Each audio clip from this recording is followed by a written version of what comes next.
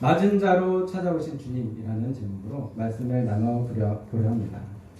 제가 청년 때 이제 신앙생활하면서 이런 설교를 들어본 적이 있습니다.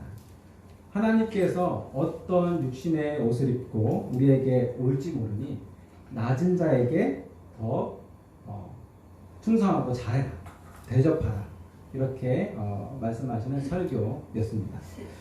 때로는 노숙자, 노인, 어린아이, 그리고 급하게 우리에게 도움을 요청하는 사람, 그리고 가난한 자로 우리 앞에 어떻게 찾아오실지 모르니까 더 낮은 자를 섬기라 라는 설교 말씀이었습니다. 그때 목사님께서 하셨던 설교 말씀이 13장, 히브리서 13장 1절로 2절 말씀입니다. 한번 같이 합독하겠습니다. 시작. 형제의 사랑하기를 계속하고 손님 대접하기를 잊지 말라. 이로써 그 중에 천사들을 대접하는 일이 있었느니라. 아멘. 네, 이렇게 사도 바울은 히브리서 13장 1절로 2절 말씀을 인용하는데요. 형제를 사랑하고 부지 중에 천사를 대접한 사람에 대해서 이야기하고 있습니다. 그 사람이 누굴까요? 네, 이렇게 해서 아브라함에 대해서 하고 있는데 그 주인공이 바로 아브라함이었습니다. 창세기 18장 1절 5절 말씀 다 같이 읽어보겠습니다. 시작. 여호와께서 나무에 상수리 나무를 있는 곳에서 아브라함에게 나타나시니라. 날이 뜨거울 때에 그가 장막문에 앉아 있다가 눈을 들어본즉 사람 셋이 맞은편에 서 있는지라. 그가 그들을 보자 그곳 장막문에서 달려나가 영접하며 몸을 향하게 굽혀 이르되 내 주여 내가 주께 은혜를 입었사오면 원하는데 종을 떠나지 말게 하옵소서. 물을 조금 가져오게 하사 당신들의 발을 씻으시고 나무 아래에 서주시소서. 내가 떡을 조금 가져오리니 당신들의 마음을 상쾌하게 하신 후에 지나가소서. 당신들이 종에게 오셨음이니이다. 그들이 이르되 내 말대로 그리하라. 아멘. 한창 더울 때였습니다. 아브라함은 휴식하기 위해 상수리 나무 숲에 장막을 치고 쉬고 있었습니다. 그런데 저 앞에 세 명의 나그네가 나타났어요. 네. 그 세 명의 나그네를 본 아브라함은 뛰어가서 예전에 관습대로 자신을 그 사람들을 마저 주었습니다. 근데 그 세 명의 나그네가 저 앞에 멀리서 서서 가까이 온 게 아니라 이게 서 있었거든요. 그 이유가 무엇이냐면 그때 당시에는 저 상대편에게 자신을 알리기 위해서 멀리서 자신이 나 여기 있다라는 것을 알리기 위해서 멀리 서 있었습니다. 그리고 멀리 있는 세 나그네를 본 아브라함은 또 달려가서 그들을 영접했던 것이죠. 여기서 한 가지 오해할 수 있는 부분이 있는데요. 바로 1절 나레이터 부분입니다. 성경을 읽는 우리는 그 세 명의 나그네가 하나님과 그의 사자인 것을 알아요. 그죠? 그런데 아브라함은 사실 모르고 있었습니다. 왜냐하면 하나님은 육신의 옷을 입고 사람으로 오셨기 때문에 그냥 아브라함이 보기에는 일반적인 세 명의 나그네였습니다. 아브라함은 나그네를 보자 달려가서 그들을 극진하게 대접하는데요. 그는 이제 이와 같은 상황이 왔을 때 오늘만 특별히 달려가서 그들을 대접했던 게 아니고요. 평소에도 그는 몸에 배어있던 행동이었습니다. 아브라함은 나그네 손님들 오면 항상 그들을 대접하고 쉴 수 있는 곳을 마련하고 또 음식을 그들에게 대접했던 것이죠. 노인, 어린아이, 그리고 도움을 요청하는 사람, 가난한 자의 모습으로 언제든지 하나님께서는 저와 여러분에게 찾아올 수 있다는 것을 우리는 이 성경 말씀을 통해서 또 설교를 통해서 들어봤습니다. 그러나 우리가 다 알고 있다고 해서 모두가 다 잘 지키는 것은 아니죠. 돕는 사람이 있다면 그렇지 않은 사람도 있습니다. 현대에는 요즘에는 좀만 뭐 잘못하면은 신고당하고 이렇게 안 좋은 일을 휘말리는 일이 많잖아요. 그래서 요즘에는 인터넷에도 야 어려운 사람 있으면 전화만 하고 도와주마 이런 얘기들이 팽배하게 되었어요. 정말 안타까운 일이죠.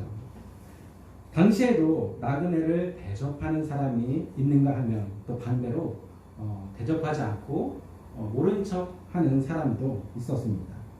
그러나 아브라함은 항상 그들에게 성실하게 대접했던 사람이었습니다. 아브라함은 달려가 무릎을 굽혀 인사하고 나그네를 초대합니다. 그리고 상수리 나무숲 그늘 앞에 그들 영접하고 여행에서 더러워진 발을 씻을 물을 줍니다. 그리고 아브라함이 나그네에게 이렇게 얘기합니다. 내가 떡 조금만 가져와서 간단하게 요기만 하고 가십시오. 그런데 보통 우리가 사람들을 초대하면 이렇게 얘기하잖아요. 아이고 우리 먹는 거에다가 숟갈 하나 올리고 공깃밥 하나 더 올리면 돼 라고 하고 어떻게 하죠? 귀한 손님이 오면 달려가가지고 잡채하고 불고기하고 맛있는 음식을 딱 차린 다음에 아유 차린 거 하나도 없어 가지고 그냥 맛있게 드시기만 하면 돼 하고 딱 들어갔더니 항상 딱 차려가지고 잔치상이 이제 딱 차려있는 것과 같은 상황입니다.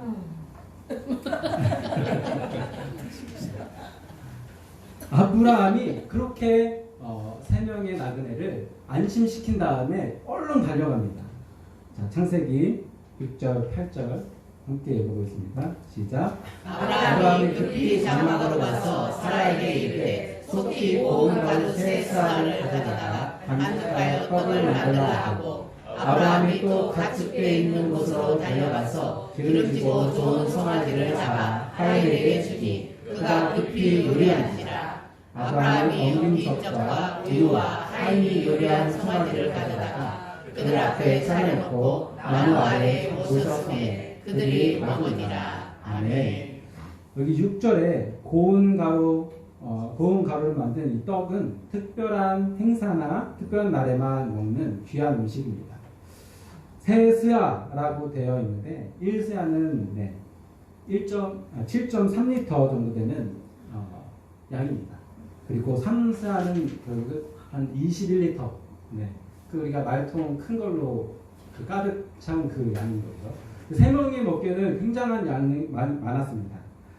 그들이 뭔가 특별하다고 생각했던 아브라함은 그들에게 잔치상을 베풀기 위해서 그런 많은 양을 떡을 준비했던 것이죠. 7절에는 기름지고 좋은 송아지 또한 대접할 수 있는 고기 중에 가장 좋은 것으로 특별할 때에만 먹는 좋은 음식이었습니다. 그리고 그것을 엉긴 족과 우유와 함께 베풀었는데 그야말로 잔치상을 차렸던 것이죠. 그런데 아브라함의 행동이 조금 이상합니다. 6절에 급히 장막으로 가서 그리고 7절에는 또 가축대가 있는 곳으로 달려가서 하인에게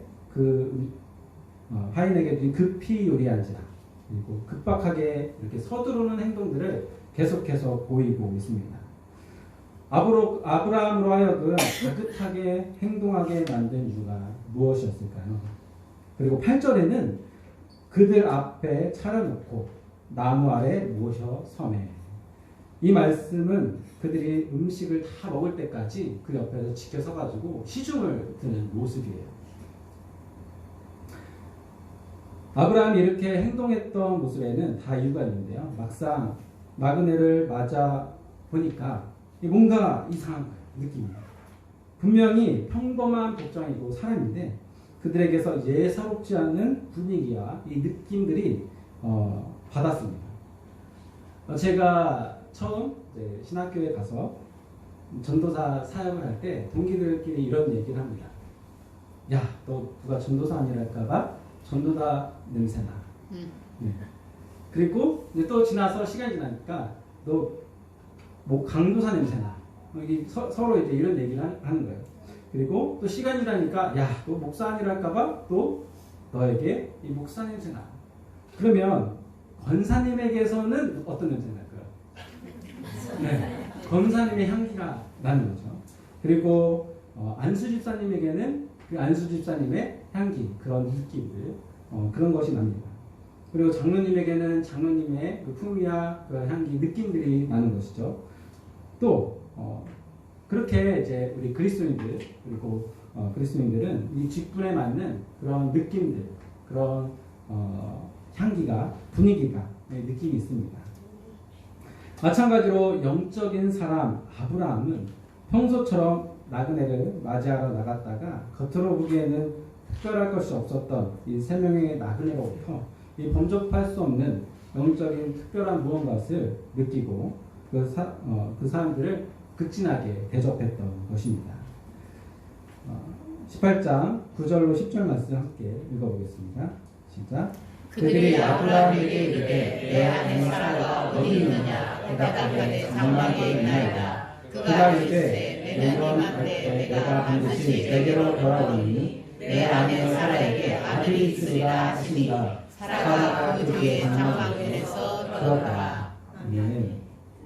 네. 9절에 내 아내 사라가 어디 있느냐라는 말은 사실 손님이 아브라함 집주인인 아브라함에게 말하기에는 조금 일반적인 상황은 아닙니다. 네. 예의에 좀 어긋나는 행동이죠. 거기다가 알려주지 않은 그 아내의 이름을 부르면서 이야기하고 있습니다. 하나님께서 사라가 장막문 뒤에서 이미 이 모든 대화를 듣고 있는 것을 알고 계셨습니다. 하나님께서 아브라함에게 향해서 아브라함아 내 아내가 어디 있느냐 이렇게 묻지만 사실 장막문 뒤에서 듣고 있는 사라에게 하는 말씀이었습니다. 10절에 보면 사라에게 곧 아들이 있을 것이다. 약속하신 분은 누구인가요? 하나님이십니다. 하나님과 아브라함 사이에 나눴던 이 둘만의 대화, 약속들을 언급하시면서 스스로 나는 하나님이라는 것을 드러내고 계십니다. 하나님인 것을 알아차릴 수 있게 계속해서 메시지, 사인을 장막문 뒤에 있는 이제 사라에게 보내는데도 알아차리고 있나요? 못 알아차리고? 네, 못 알아차리고 있습니다. 아브라함은 그 세 명의 나그네로부터 뭔가 특별한 사람이라는 것을 느끼고 그들을 잘 대하고 대했지만 사라는 그들을 아직도 하나님인 것을 느끼지 못하고 있었습니다. 18장 11절로 12절 함께 읽어보겠습니다. 시작. 아브라함과 사라는 나이가 많아 늙고 사라에게는 여성의 생리가 끊어졌는지라. 사라가 속으로 웃고 이르되 내가 노쇠하였고 내 주인도 늙었으니 내게 무슨 즐거움이 있으리요. 아멘. 사라는 장막문에서 하나님과 아브라함의 대화를 듣고 있었는데요. 하나님이심을 계속 스스로 밝힘에도 힌트를 줘도 사라는 이제 하나님인 것을 모르고 있었죠. 그렇다 보니 사라는 이 대화의 내용들을 들으면서 바로 하나님의 기준으로, 하나님은 이제 뭐든지 다 할 수 있으신 분인데 하나님의 기준을 들은 것이 아니라 자신의 기준, 자신의 생각대로 그것을 듣고 판단하였습니다. 아니 내가 이제 89세거든요. 아니 내 나이가 89세인데 남편의 나이는 99세인데 자기가 뭐라고 내가 임신할 수 있다, 아이를 가질 수 있다, 아들을 낳을 수 있다, 뭐라고 얘기하는 거야? 라고 이런 마음을 가졌던 것이죠. 생물학적으로 보나 사람의 기준으로 보나 아들을 낳을 수 없는 게 사실 당연합니다. 그렇게 생각했습니다. 사람이. 그러나 이제 장막문에서 이 대화를 듣고 있던 사람은 어이가 없었죠.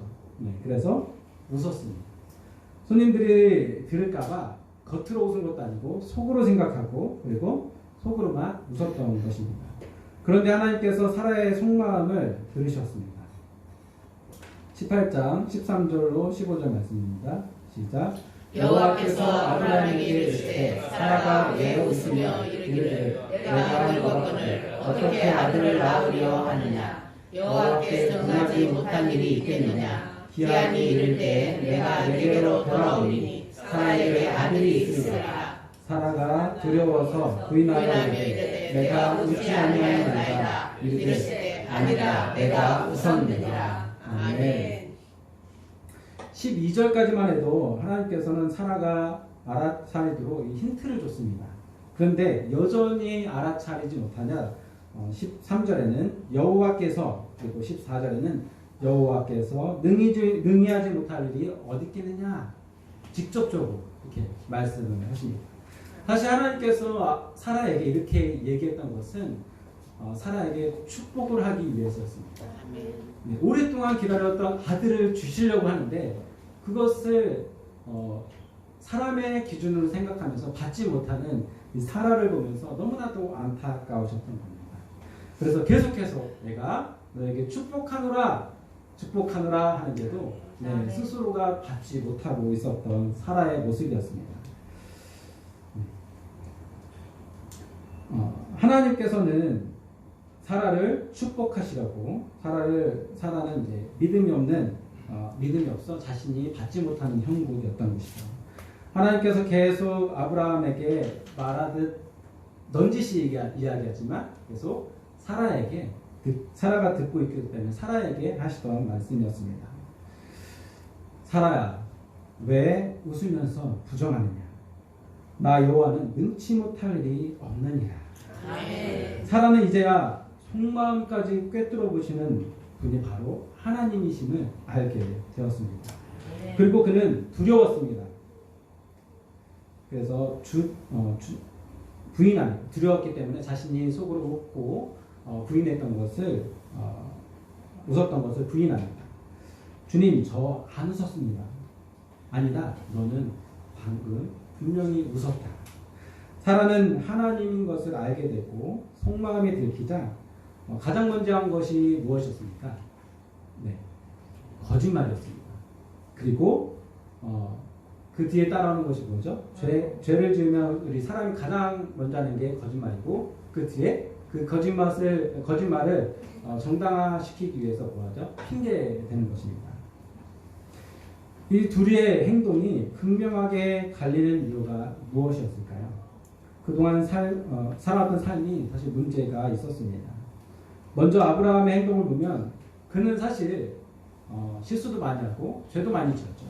가족들도 위험에 빠뜨리기도 했습니다. 그러나 그는 죄를 짓고 잘못된 선택하고 그리고 어려움을 당하면서도 그것을 인정하고 뉘우치고 회개했습니다. 또 스스로 더 나은 사람이 되고자 매일매일 하나님께 나아갔고 바뀌려고 노력했습니다. 믿음이 약해질 때마다 하나님을 만났고 위로를 얻었으며 회복하게 되었습니다.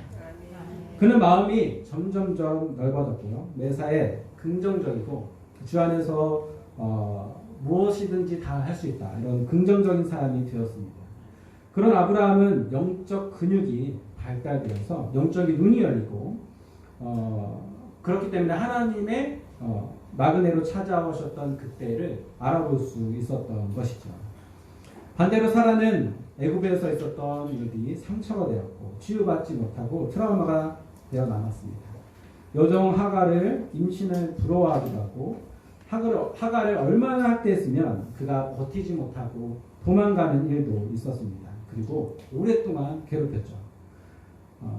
하갈의 문제가 생기자 그리고 누구를 탓하냐? 아브라함을 탓했습니다. 사라는 부정적인 사람이 되어갔고 사실 그렇게 다른 사람을 핍박하고 어렵게 할 때 그 마음이 평안할까요? 아니면 강팍할까요? 강팍해집니다. 그런 그의 마음에 당연히 하나님 관계가 멀어졌고 그는 성령 충만함을 잃어버렸습니다. 그래서 영적으로 무뎌졌기 때문에 나그네를 알아볼 수 없었던 것이죠. 오늘 말씀 이후에 하나님께서는 자신을 알아보고 대접해준 아브라함에게 크게 감동하십니다. 그리고 아브라함에게는 하나님께서 앞으로 행하실 일들을 말씀해 주셨습니다. 이것은 아브라함이 주님께서 행하실 일에 함께하고 동참할 수 있는 기회를 얻고 그 기회에 동참할 수 있는 기회를 얻게 된 것이죠.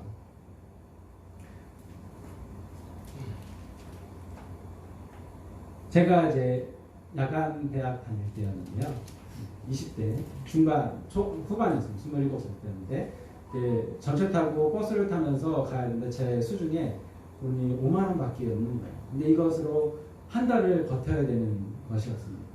그런데 터미널에 거쳐서 이제 버스를 타러 가는데 거기 어떤 분이 사람들을 붙들고 자기를 도와달라고 계속 하는 거였습니다. 근데 한 3m 앞에 갔는데도 벌써 거기서부터 술 냄새가 진동을 하는 거예요. 얼마나 술을 많이 드셨는지. 그러니까 사람들이 근처도 안 가고 막 다 피해서 가요. 도움을 계속 받지 못하는 거예요. 그래서 지나가는데 아까 처음에 말씀했던 그 설교 말씀이 딱 떠오르면서 이거 엄청난 고민이 됐지만 그분한테 갔어요. 어떤 일로 그렇게 도움을 요청하시나 했더니 내가 2시간 동안 여기에서 계속 도와달라고 하는데 아무도 나의 소리를 듣지 않고 있었어요. 그러면서 그러면 저기 영무원한테 가서 사정을 얘기하고 표를 구입해가지고 나중에 돈으로 붙여주시면 되지 않습니까? 나 자존심 상해서 그렇게 못해! 막 이러는 거예요. 아니, 사람들한테 얘기하는 거나 거기에 얘기하는 거나 똑같은데 그렇게 자존심 상해서 못한다고 이렇게 말씀하시는 거예요. 그럼 집이 어디신데요? 그러니까 대구래요. 그때 엄청난 고민이 밀려왔습니다. 왜냐면 대구로 가는 버스비가 25,000원 정도 됐어요. 그래가지고 절반이 이제 날아가게 생긴 거예요. 고민하다가 그 말씀을 갑자기 생각나서 그래 걸어가면 되지 나머지는 하고 표를 구입해서 그분을 드렸습니다. 그랬더니 이렇게 말씀하시는 거예요. 총각 신앙생활 하나? 아니면 그럼요 저는 신앙생활 합니다. 기독교입니다. 나는 무교야. 그러시면서 내가 다음에 똑같이 어려운 사람이 있으면 자네가 날 도와준 것처럼 한 번은 내가 도와줄게. 이렇게 말씀하는 걸 말씀을 했습니다. 그래서 저는 이제 학교를 빨리 가야 되는데 못 가게 손을 딱 잡는 거예요. 앞으로 내가 10분을 더 있어야 되는데 10분 동안만 나랑 얘기해. 그러면서 10분 동안 그분의 이제 이런저런 얘기를 다 들어주고 보냈습니다. 그리고 이제 학교 갔다 집에 와서 이제 기도하는 중에 이런 생각이 들었어요. 주님, 물론 저에게 돈은 없지만 하나님께서 주시는 그 말씀들을 행하게 해주셔서 감사합니다. 라는 생각이 들었습니다. 그런데 돈이 똑 떨어져 버리니까 나중에 먹고 싶은 것을 못 먹는 거예요. 치킨이 너무 먹고 싶은데 그래서 속으로 자면서 주님 저 치킨 먹고 싶습니다. 그렇게 했더니 일주일 동안 친구한테 전화가 왔어요. 친구한테 전화 와서 야 내가 밥 사줄 테니까 나와라. 돈 없으니까 회비낼 돈도 없어. 야 언제 내가 너한테 돈 달라고 했느냐. 치킨 사줄 때 나와. 나가서 그래? 그럼 나 치킨 사줘. 그래서 딱 가서 치킨을 먹었어요. 그 다음날 딱 됐는데 같이 야간에서 그 공부하는 형이 또 전화가 왔어요. 나도 집 앞에 가다가 집 앞에 들렸는데 나와가지고 나랑 치킨이나 먹자. 그래서 치킨을 또 맛있게 먹었어요. 근데 이틀 있다가 또 제가 연탄 봉사하던 이제 같이 이제 형이 있었는데 형이 야 우리 모임 있는데 너 생각나가지고 내가 치킨 사왔다 라고 하면서 치킨을 주고서 형이 집으로 돌아갔습니다. 그렇게 별것도 아니지만 저에게는 사실 감동의 순간이었어요. 하나님께서 우리의 속마음까지도 다 알고 계시고 있다는 것을 느꼈다는 것이죠. 하나님께서 우리에게 어떠한 모습으로 찾아오실지 모릅니다. 그리고 신방하실지 모릅니다. 낮은 자, 가난한 자, 도움이 필요한 자, 그리고 어려움이 있는 자로 그 육신의 옷을 입고 우리에게 찾아오실 때 우리는 하나님을 알아볼 수 있어야 합니다. 하나님의 일하심을 알아보고 동참할 수 있도록 성령 충만하고 건강한 영적 근육을 길러야 합니다. 그러면 우리는 어떻게 해야 될까요? 바로 아브라함처럼 항상 나를 돌아보고 하나님과의 관계가 친밀해야 합니다. 부정적인 것을 버리고 더 긍정적이고 하면 된다, 할 수 있다라는 생각으로 하나님 일에 헌신하고 그와 함께 동행해야 합니다. 하나님께서 기뻐하시는 사람이 되어야 한다는 것이죠. 친히 찾아오셔서 신방하시는 주님을 알아보고 주님의 일에 동참할 수 있는 우리 물된 동산교회 모든 성도님 되기를 예수님의 이름으로 축복하고 기도합니다.